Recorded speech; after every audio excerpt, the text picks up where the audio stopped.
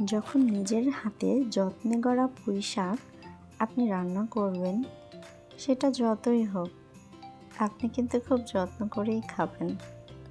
আসসালামু আলাইকুম। আমার নিজের গাছের পুঁই শাক আজকে প্রথমবার মিষ্টি কুমড়ো দিয়ে ফার্স্ট টাইম রান্না করলাম। এর আগে কখনো রান্না করিনি।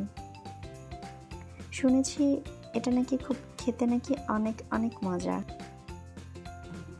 তাই আজকে আমি নিয়ে এলাম আপনাদের সামনে মিষ্টি কুমড়া, আলু আর পুঁই শাক। তো আমি 5 ফোড়ন দিয়ে ভেজে নিয়েছি শুকনো মরিচ দিয়ে, এবং এর সাথে ডাঁটাগুলো আর আলুগুলো আগে ভেজে নিচ্ছি। যেহেতু ডাঁটা আর আলুটা সেদ্ধ হতে একটু সময় লাগে, তাই এটাকে আমি আগে একটু লবণ, মরিচ, পেঁয়াজ তেলে ভেজে নিচ্ছি। আপনি চাইলে এটার সাথে 5 ফোড়ন দিতে পারেন এবং নাও দিতে পারেন, আমি দিয়েছি।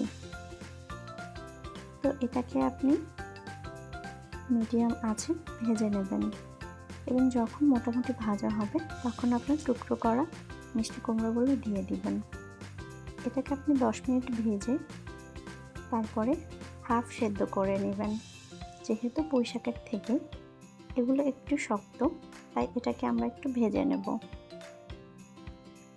আমি অল্প একটু পানি দিয়ে দিলাম এবং ঢেকে দিয়ে দেব, কারণ যখন আমরা পুঁই শাকটা দেবো তখন আমরা ঢাকবো না।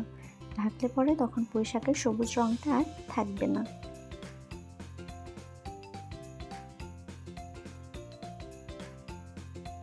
আমি এখন পুঁই শাকগুলো দিয়ে দিয়েছি।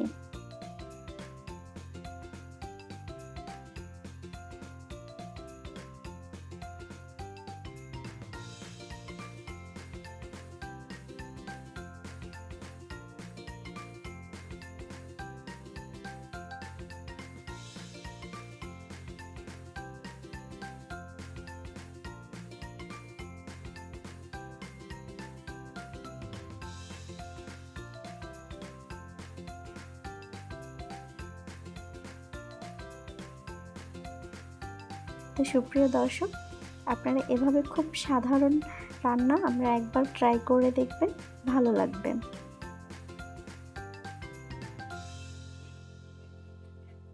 শাক কখনো ঢাকবেন না। শাক যদি আপনি ঢেকে দিন তাহলে সবুজ রঙটা থাকবে না।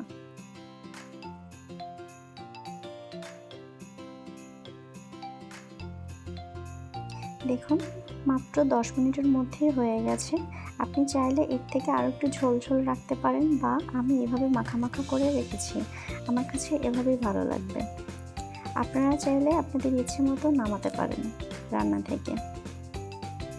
তো দেখুন, দেখতে কত সুন্দর এবং খেতে অনেক মজা হয়েছে। আপনারা বাসায় এইভাবে ট্রাই করতে পারেন। আল্লাহ হাফেজ।